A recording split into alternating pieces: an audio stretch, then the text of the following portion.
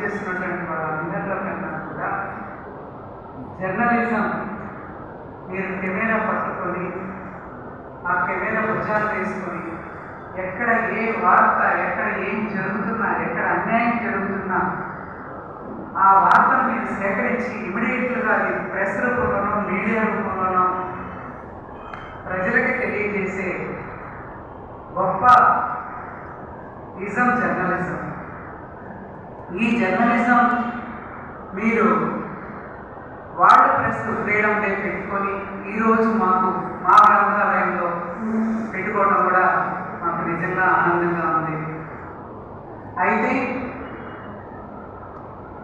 ఈ జర్నలిజం పనిచేస్తున్నటువంటి సోదరులు సోదరీమణులు అందరూ కూడా చాలా కష్టాలు నష్టాలు పడుతూ ఉన్నారు.